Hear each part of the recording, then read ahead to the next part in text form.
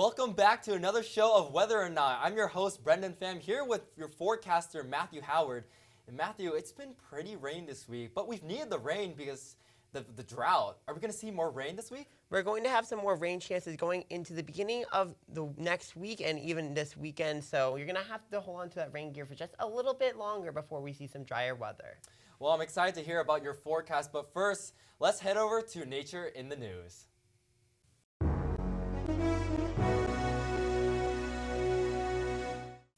Access to fresh water is a struggle for many developing countries around the world, including Ethiopia, Niger, and Papua New Guinea. But researchers at the University of Waterloo have developed a piece of technology that can help alleviate this problem, and it's more effective than most devices currently out there. Most desalination devices pump salt water through a membrane that separates the salt from the water, but this process is highly energy intensive. This new device desalinates water through evaporation using a special polymer. The device is coated by a temperature-sensitive material that easily absorbs the sun's energy. In fact, it can utilize up to 93% of the sun's energy, 5 times better than current desalination systems. This in turn forces the water inside the device to begin evaporating. With the water moving upwards, the remaining salt sinks back down, leaving new fresh water at the top as it condenses and collects. This new device will soon be tested on a larger scale so that it can be used in areas where water is sparse. Artificial intelligence has been absolutely striking and taking over the world. Even from a meteorology standpoint, has been even improving weather forecasting. A study from the University of Oklahoma indicated that the European AI model nearly predicted Hurricane Francine's development 10 days before it made landfall in Louisiana. What was especially striking in this discovery was how consistent this model was. This made a big difference compared to many of the weather models used in forecasting today. So what could this mean for the future? This could mean that forecasts will be more accurate, but meteorologists are not always going to get it right. Although this is the case, you have gone a long way from the past, improving 10-day forecasts about 20% since the start of the new century. As we continue throughout the next decade, expect more artificial intelligence weather models to release. In Florida, new hope for the grasshopper sparrow has been ignited after the bird species nearly fell to extinction. The grasshopper sparrow is a small brown-speckled bird that is native to the central lands of Florida. More than 20 years ago, there were more than 1,000 of these birds thriving in central Florida. Just 5 years ago, there were only 80 left. Thanks to human industrialization, more than 80% of the bird's habitat was taken over, leaving very little land for the animal to thrive on. The animal is now the most endangered bird in all of North America. However, conservation efforts to restore the population of the grasshopper sparrow has proved to be successful, and now at least 200 of these birds are reliving on the central lands of Florida. Although this bird still faces numerous challenges such as a low survival rate, the population has now stabilized. Conservationists can turn to other problems that may hinder the sparrow's population growth, such as improving the landscape they currently live in. Climate patterns are changing quite fast to end the year. Currently, the Earth is in an ENSO-neutral pattern, meaning temperatures in the tropical, eastern, and central Pacific are near average.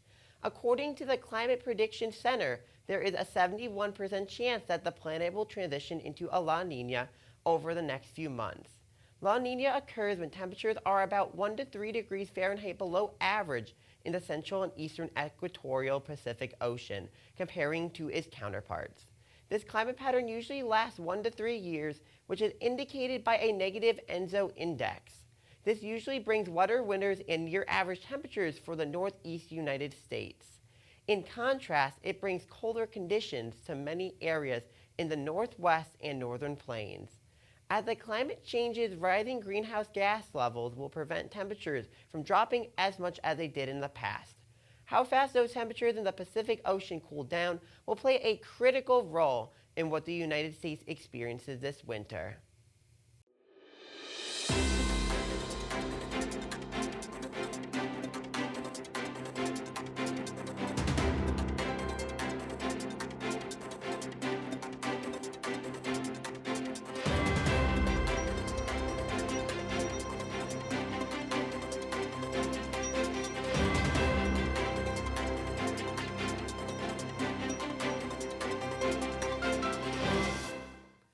hope you like those rainy conditions we had this week. It's going to continue into the weekend, but the good news is it's not looking like an all-day washout, just some possibility of some showers in the region. This is actually as responsible for Hurricane Helene's remnants that are going to continue to move north in the region, also accompany a stationary front. So possibly on Friday, just some cloudy conditions, some showers, but not looking like an all-day rain. It's also going to feel quite warm and a little bit muggy for this time of year. And for your game day on Saturday, we're going to have some shower chances once again, also responsible from Hurricane Helene's remnants. They're going to stall out over the region, just bring some showers and some extra clouds in the region. So some possibility of some showers, but not looking like an all-day threat. You're going to want to hold on to that rain gear, especially if you're going out to that Penn State game on Saturday night. You're going to hold on to that rain gear, those rain ponchos, and those umbrellas.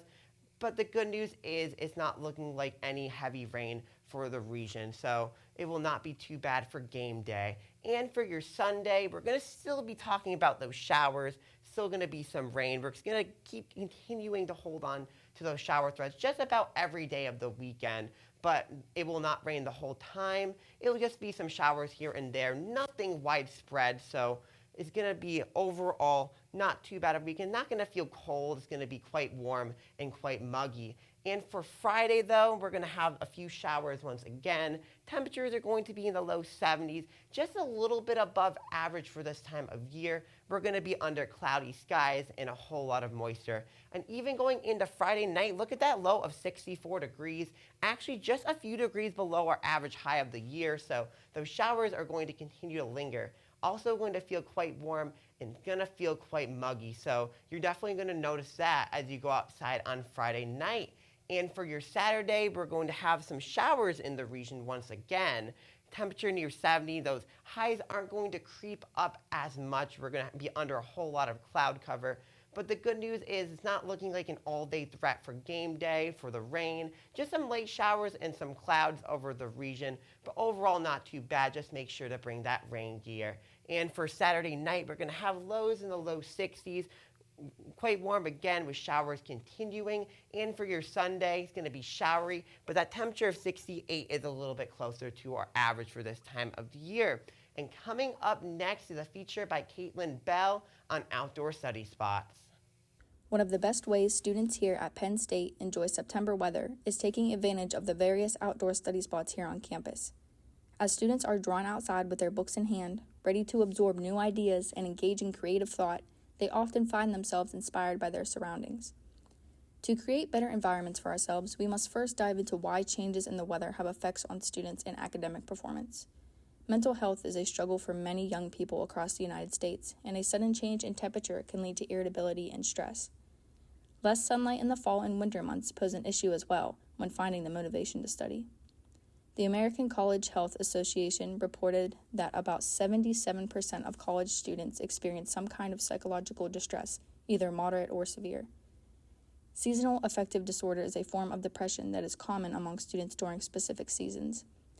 Many coping strategies include staying active, socializing, spending time outdoors, or creating a vibrant environment.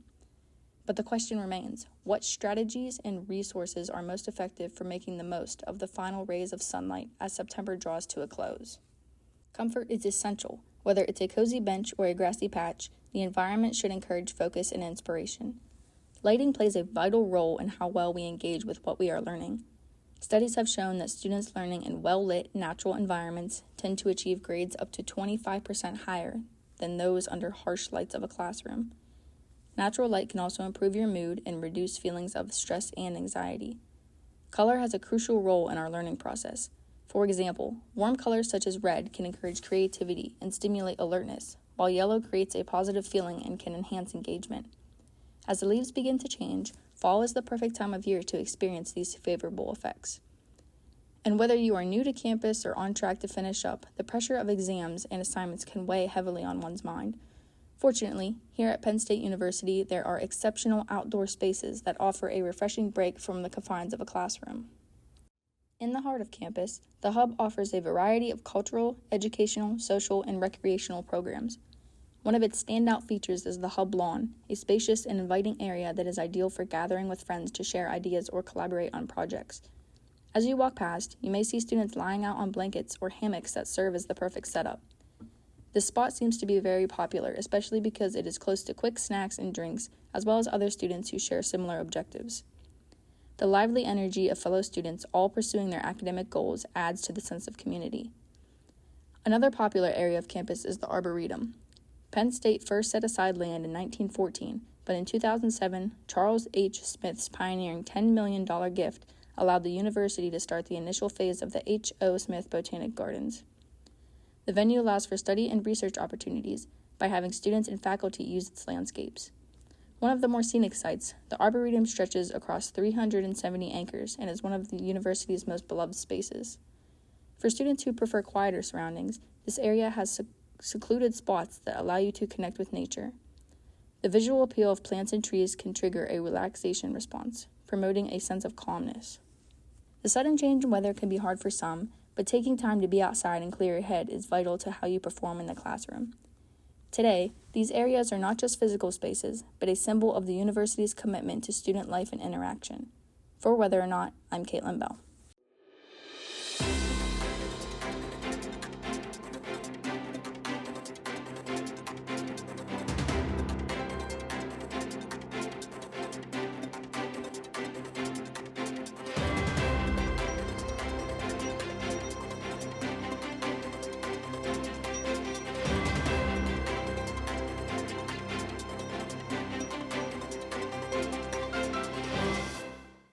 Hope you like that rain that we had all week.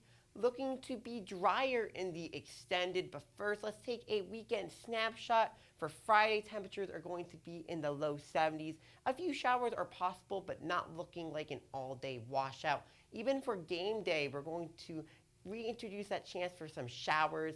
You're going to want to bring that rain gear, those ponchos, and those umbrellas, especially if you're going out to that Penn State game. Temperatures are going to be near 70 and even getting closer to average as we get towards Sunday in the upper 60s.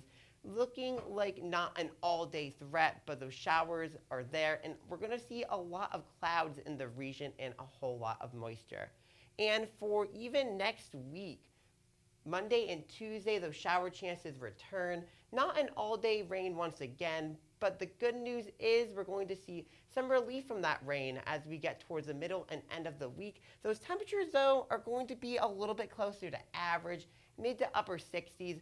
This is where some of our lows, even for Friday night, near 64. That's actually a little bit closer to our average high. So we're going to see a little bit of a change going into next week. Thursday and Friday, partly cloudy skies. Overall, not too bad. We're going to be reintroducing that chance for some dry weather, but we're going to be holding on to that rain for now. And that actually reminds me of our weather whiz quiz question for the day. Thanks, Matthew. Our weather whiz quiz question for today is, how long has it been since we've seen 1 inch of rain within 3 days? Was it A, September 9th, B, September 1st, C, August 28th, or D, August 19th? And if you picked D, August 19th, you would be correct. And Matthew, it's been quite a rainy week, and I'm glad that we're seeing more rain in the forecast. But with that football game coming up, what are your plans for it?